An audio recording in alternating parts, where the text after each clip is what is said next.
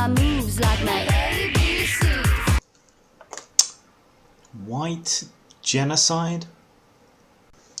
Genocide is definitionally the organised mass killing of people of a particular ethnic or cultural background. And, well, correct me if I'm wrong, but there are no massive Caucasian slaughtering death camps anywhere, not even Zimbabwe. My lampshade is not made with the finest skinhead skin. It's, the panels don't have "I love my mum" written on them anywhere. There are no gangs of West Indian Nazis turning up at my door, demanding to know if we're hiding any crackers. This shit just doesn't happen, alright? I don't have little white blonde girls hiding in my attic from death squads, right? There is no white genocide anywhere in the world at the moment. Anywhere. Of course, you say that to these white supremacist fuckknuckles, right?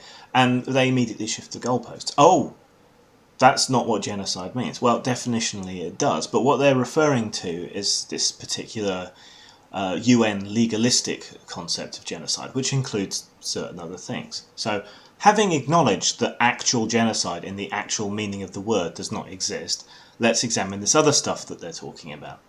This expanded definition includes killing, which we've already covered, not happening to whites. Bodily or mental harm? No, we're not being, deliberately targeted for mental or bodily harm. Inflicting conditions calculated to bring about their destruction? Well, unless you count Tory party welfare policies, no, and that would be self-inflicted, so upon their own culture, and only part of it, so that doesn't really count either. Preventing births in the group or taking children and giving them to people from another culture or ethnic group? No. That's not happening on any organised mass scale, so that's all the other things in that UN definition, and none of those are happening either. So what are they actually banging on about? Well, immigration. That's what they're actually banging on about. The fact that we bring in people into the country and they see this as somehow being genocide. I don't quite understand how that follows, because it's not a deliberate destruction of any culture. Our culture is not under any threat. Britain is still 87% native British, as much as anyone is native anything in this world, and a lot of the immigrants are Eastern European whites, so I don't quite, who tend to be sympathetic to fascists. So quite what they're talking about is a complete mystery. They seem to think that because there are some brown people out there that come to this country, this is somehow some clear and present danger to our culture. But having gone to college with Pakistani Muslims and various other brown people who I've seen stuffing away bacon sandwiches, guzzling beer and being promiscuous, I think Western culture has sufficient appeal to overcome any fears that these neo-fascists have. There's really nothing here to be afraid of, and our culture, such a thing could be said to exist, is not under any threat at all. It still has a very broad appeal to a large number of people. So what do they actually mean? Well, they actually mean that they're racist and they don't like brown people.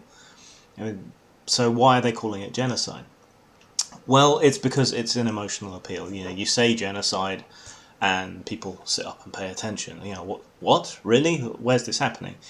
And that's why they use the term genocide to apply to things that aren't genocide. It's the same way, and later today I'll be covering this, but it's the same way that anti-abortion activists use terms like killing and murder and infanticide inaccurately to describe abortion, because it creates an emotive reaction and it predisposes people, not particularly successfully, so it makes you wonder why these white supremacists are using the same tactic. But it's an emotional argument. It's meant to short-circuit your rational brain and make you react in an emotional way. So why bother arguing with these people if it's patently ridiculous, if it's patently obvious that there is no white genocide going on under any of their definitions? Well, it exposes them. You make them keep talking, and eventually they just reveal that basically they're racist and anti-immigration. There are rational bases in some circumstances to be cautious about certain aspects of immigration, but they're just knee-jerk racist. They don't make any cogent or coherent arguments. They just say people are out to get the white race, whatever that means, and then before too long they start spouting anti-Jewish conspiracy theories, because apparently the Jews are behind wanting to wipe us all out. despite a lot of them being white. Arguing with them exposes them. You're not trying to convince them. All right, they will not be convinced. Most of them probably know they're being dishonest and that this whole line of argument is dishonest. It's a way to try and win people over. So that's why you argue with them. It exposes them. You keep pushing, and eventually they reveal themselves to be racist and anti-immigration, and that's what they're really talking about. And it becomes obvious that there is no actual genocide happening. So argue with these people. Point out their bullshit. All right? You're not going to convince them, but there are going to be other people seeing, other people watching.